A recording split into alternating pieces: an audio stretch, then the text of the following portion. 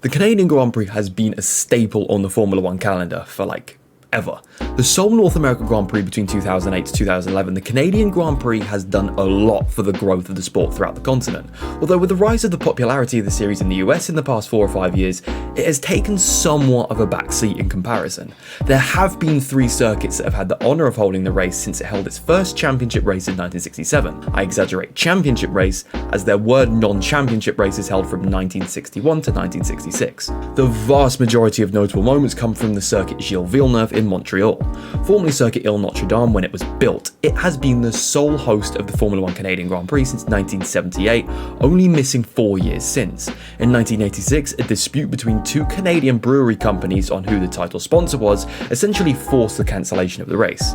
In 2009, the circuit was going under renovations, pretty straightforward there in all honesty. Then in 2020 and 2021, we were all told to stay inside for some reason. But looking through the layout changes throughout the circuit's lifetime, they're honestly really minor, with the only notable changes being a variety in the number of chicanes on the back straight in the 3rd sector. And prior to 1988, the start-finish line was located much further back and closer to the hairpin. Then when we get to iconic corners, look no further than the Water Champion chicane. Okay, I know the iconic part isn't actually the corner itself, but bear with me. It earned its namesake in 1999 after Jacques Villeneuve, Michael Schumacher and Damon Hill all crashed into said wall in the same Grand Prix. It wasn't done here though, with Jenson Button crashing in 2005 at the corner, then Sebastian Vettel in 2011. Going a bit further back on the circuit, we have the hairpin. The most memorable moment here is the incident involving Robert Kubica barrel rolling into the corner after colliding with Jarno Trulli's Toyota. Although the image I think of as iconic with this corner also was the downpour at the 2011 Canadian Grand Prix that started at this part of the track, and the cars appearing from the spray before getting on the brakes. I mean, look at this. I have to say though, not too much is made of the other 2 venues that have held the Canadian Grand Prix, these being Mosport Park and Mont Tremblant Circuit. I bet many fans have never even heard of at least one of these. I would have thought this would have been because of how long ago they held the race, with Mosport Park last holding the race in 1977 and Mont Tremblant only ever holding 2 races in 1968 and 1970.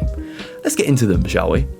Starting off with Mosport Park, it is extremely unique in the fact that the circuit was finalised in 1961 and hasn't had any layout alterations in 62 years. I mean, of course, you've had the safety improvements around the edges of the track, but in terms of fundamental racing layout, it remains the same.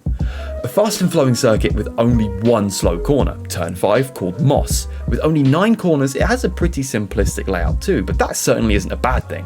The most notable series it holds is the IMSA Sports Car Series, but has seen the likes of stock cars and Formula One since its inception. It started to lose its international audience after a couple of high-profile accidents including John Surtees, Ian Ashley and Manfred Winkelhock. Manfred would unfortunately end up passing away after his accident in a Porsche 962 at Turn 2. Safety at the circuit has dramatically improved since the 1980s however, such as the widening of the circuit and massively extending the runoff areas in the first section of the track, and the extension of the pit lane exit.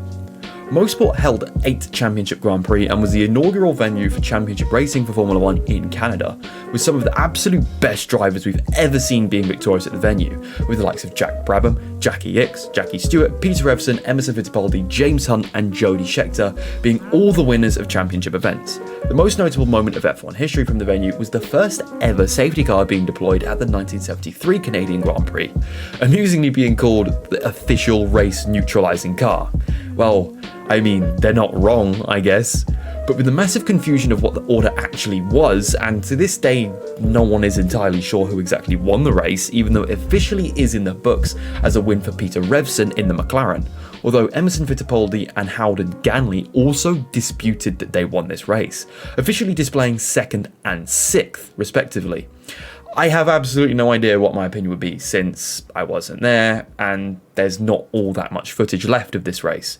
Mont Tremblant is the last circuit to mention in regards to holding the Canadian Grand Prix. From the various onboards I have seen, there is a lot of elevation change throughout the laps similar to Mosport Park, which I am a big fan of.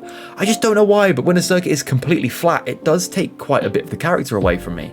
Circuit dependent, I guess, but when you compare these circuits to the likes of, I don't know, Sochi, you understand where I'm coming from.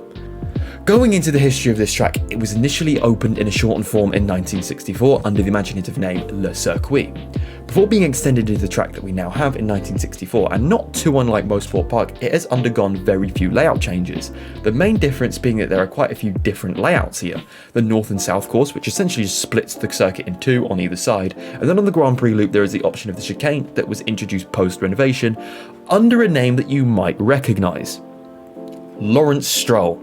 Yeah, the Stroll family owns this circuit and are likely responsible for this circuit even existing and holding racing in 2023, as upon the point of purchase in 2000, the circuit was almost in a state of disrepair. There is very little footage still existing of the two Formula 1 races held there in 1968 and 1970, one by Denny Hulme and Jackie Ickx, but thanks to IndyCar having a spell at the circuit, we can see what the modern iteration looks like in an elite level open wheel car. The most notable historical part of F1's history that Mont Tremblant can boast is that it hosted the debut race of the Tyrrell team. And if you know how the evolution of this team went, this team would become a little known team called Mercedes-AMG Petronas. So yeah, those are the circuits that have had the prestige of holding the Canadian Grand Prix, pretty much dominated by Circuit Gilles Villeneuve.